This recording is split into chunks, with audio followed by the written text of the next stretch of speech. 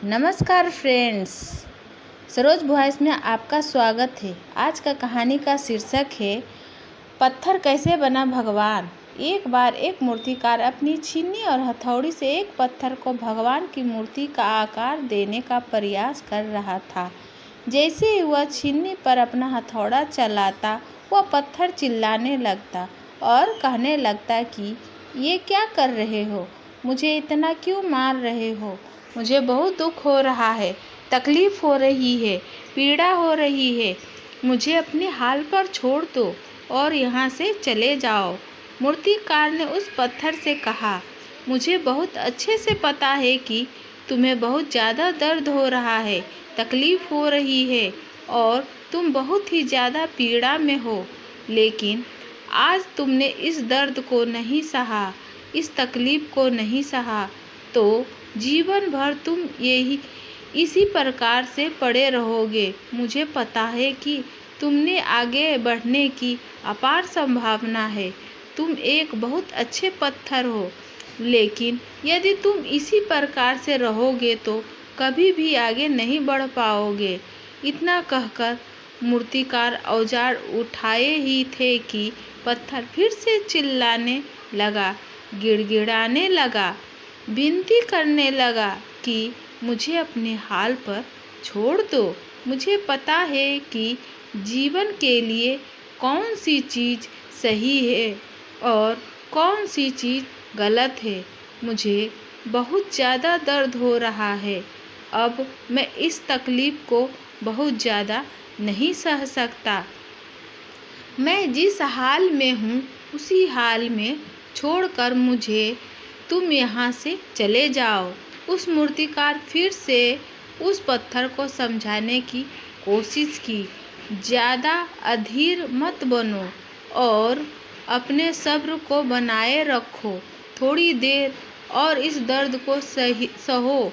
यदि इस दर्द को सह लिया तो मैं भगवान की मूर्ति के रूप में तुम्हारी स्थापना करवाऊंगा और फिर दूर दूर से लोग पूजा करने आएंगे और पंडित और लोग तुम्हारी सेवा करेंगे। लेकिन पत्थर ने उस मूर्तिकार की एक भी बात नहीं मानी। वह चिल्लाता रहा और अपनी बात पर अड़ा रहा। मूर्तिकार में उस पत्थर को समझाने की बहुत कोशिश की, लेकिन वो पत्थर नहीं माना। अब मूर्तिकार भी थक चुका था और वह उस पत्थर को छोड़कर आगे बढ़ गया और थोड़ी ही दूर जाकर देखा कि एक और बहुत ही अच्छा पत्थर वहाँ पड़ा हुआ था। उसने छीनी और हथौड़ी उठाई और उस पत्थर को मूर्ति बनाने के लिए वो तैयार हो गया। मूर्तिकार ने छीनी और हथौड़ी का वार दूसरे पत्थर पर जारी रखा। दूसरे पत्थर को भी दर्द हुआ, तकलीफ उसे भी हुई, लेकिन उस पत्थर ने बर्दाश्त कर लिया और देखते ही देखते थोड़ी समय के बाद उस पत्थर ने भगवान की मूर्ति का रूप धारण कर लिया। थोड़ी दिन बाद उस मूर्ति की एक मंदिर में स्थापना हो गई। धीरे धीरे करके लोग वहाँ पूजा पाठ करने आने लगे। लोगों की मन्नतें वहाँ से पूरी होने लगी और वह मंदिर बहुत ही ज़्यादा प्रसिद्ध हो गया। अब धीरे धीरे करके दूर दूर के गांव से लोग वहाँ पूजा पाठ करने आने लगे।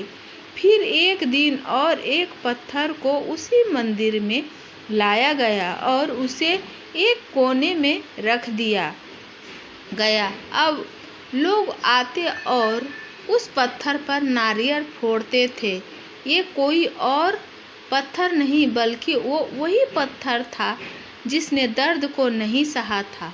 अब वो पत्थर मन ही मन बहुत ज़्यादा पछता रहा था, दुखी हो रहा था और अपने आप से कह रहा था कि काश मैंने उस दिन उस दर्द को, उस तकलीफ को सह लिया होता तो आज लोग मेरी भी पूजा करते।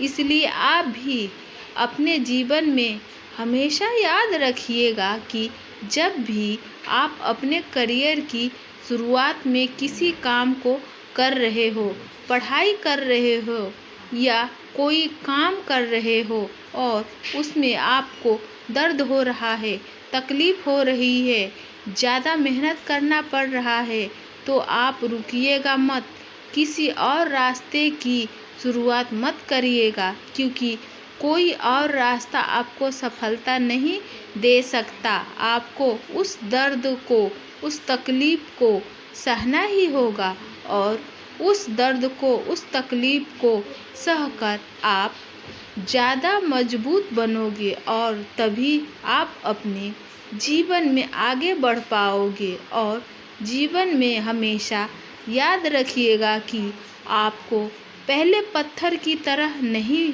बल्कि दूसरे पत्थर की तरह बनना है। फ्रेंड्स, ऐसी कहानी सुनने के लिए इस चैनल से बने रहे। इस वीडियो को लाइक करें, शेयर करें। अगर आज इस चैनल पर आप